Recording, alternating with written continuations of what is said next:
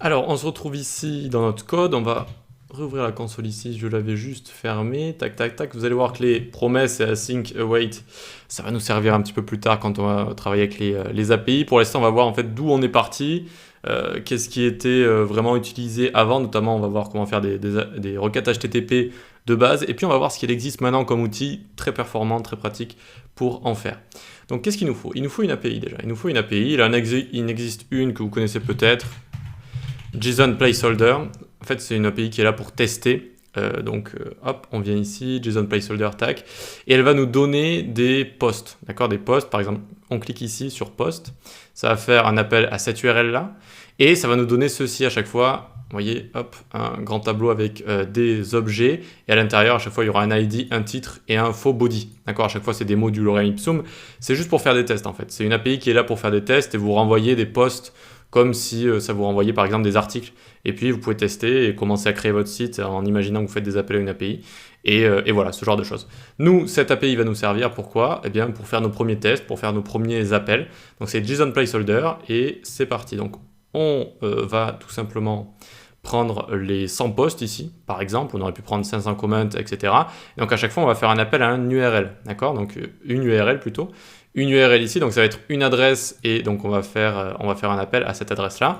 Et cette adresse-là, qu'est-ce qu'elle a de spécial? Eh bien, elle a ce /post qui est une donc, partie spéciale qui veut dire qu'on a envie de récupérer les posts. Si on avait mis les comments ici, on aurait voulu récupérer les comments, etc. Ça permet de spécifier à l'API quelles données on a envie de prendre en fait. Voilà. Donc, hop, on peut se mettre ça, on va le mettre à côté, voilà, très bien. Et donc, historiquement, pour faire des appels à des API, on faisait comme ça. Donc, on utilisait des var, pas des const, mais bon, ici, on va utiliser une const.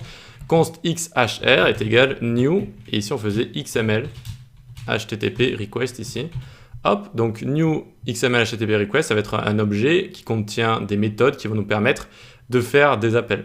Donc, XML, c'était une notation qui existait donc pas avant JSON mais plutôt en même temps, et puis au final c'est JSON qui a été accepté. XML, si vous voulez voir ce que c'est, ça ressemble à de l'HTML en fait.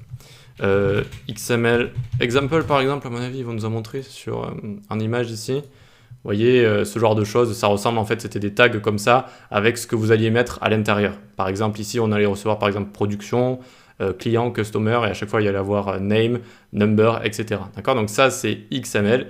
Et nous, ce que va nous retourner notre API, ça va être du JSON ici. JSON, donc ce genre de choses. Alors, hop, comme je vous avais montré avant. Voilà. Donc, ici, très bien, on a ce nouvel objet XML HTTP request. Et donc, on va pouvoir faire un xhr.open. Et ici, on va utiliser le nom de la méthode HTTP, ça va être get pour aller prendre, c'est assez facile.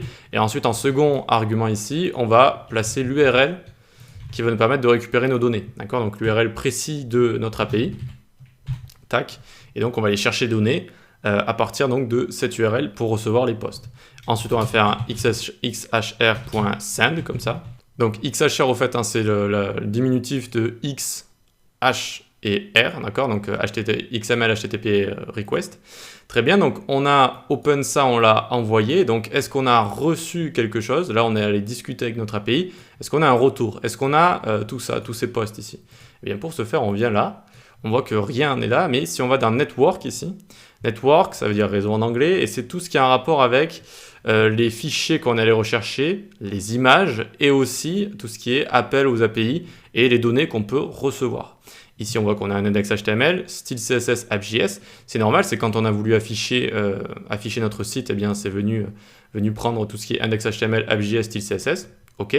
Et là, regardez ce qu'on a. On a post ici, post, et on a un statut. Le statut 200, ça veut dire que la requête a fonctionné. D'accord, statut 200.